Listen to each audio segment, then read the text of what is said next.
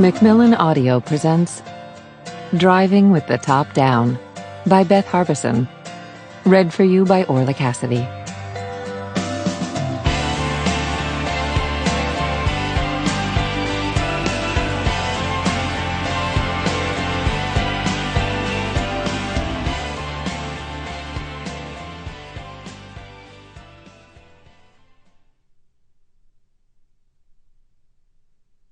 Prologue.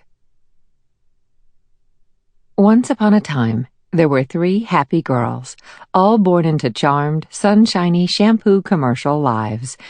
If into each life a little rain must fall, for these 3 it fell after midnight, and by morning, as in the song from Camelot, the fog had flown. Though their lives were different from one another's, and they lived in different towns, each enjoyed the best their world had to offer.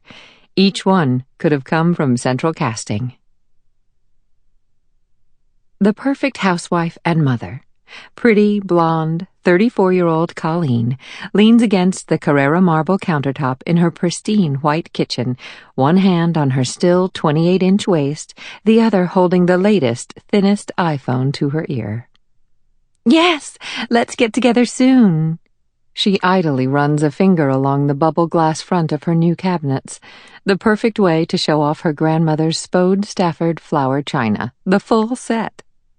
"Maybe we can even do a little antiquing." Laughter, a private joke. Their husbands always rib them good-naturedly about their antiquing trips. Their acquisitions were meant to stock Colleen's shop, junk and disorderly, but Colleen always kept much more of the stuff she purchased and fixed up than she ended up selling on the showroom floor. "All right, Stephanie, I'll see you on Thursday." She hangs up, and just as the phone beeps off, the oven announces with a ding that her neighborhood-famous pot roast is ready. "Piper," she sings up the staircase.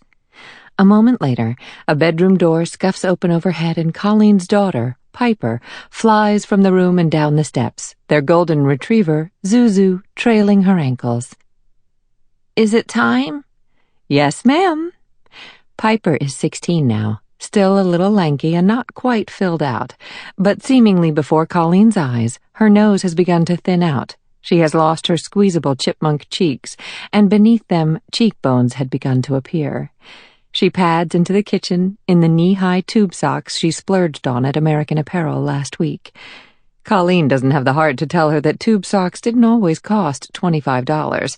They used to be tossed in with gym clothes and be considered a truly dorky fashion item. Colleen takes the pot roast out, raises the temperature on the oven, and brings the KitchenAid mixing bowl over to her daughter. "Drop the cookies on the pan, not in your stomach. You can't stay home from school tomorrow because of a cookie-making illness." Piper raises her eyebrows innocently. "I'm not going to." She gives Piper a knowing look.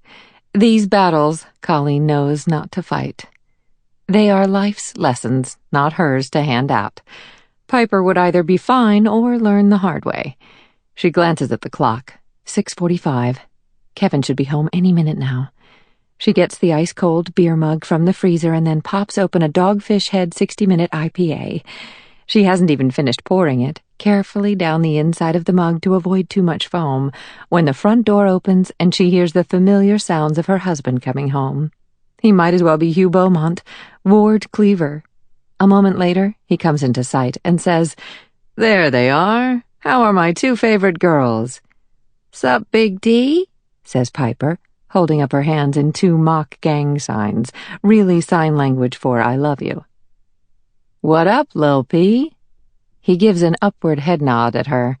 This was some inside joke of theirs, its origins a mystery to Colleen. Colleen looks at her husband. All these years, and she is still as in love with him as ever. Her heart pounds. A moment later, their son Jay comes in the back door. He is 12, still young enough to be called adorable, but old enough to hate it. Jay puts down the basketball he has under his arm and comes into the kitchen, heat radiating off him from the last few hours he has spent playing basketball in the fading sun with his friends down the road. "Is dinner..." Sample complete. Ready to continue?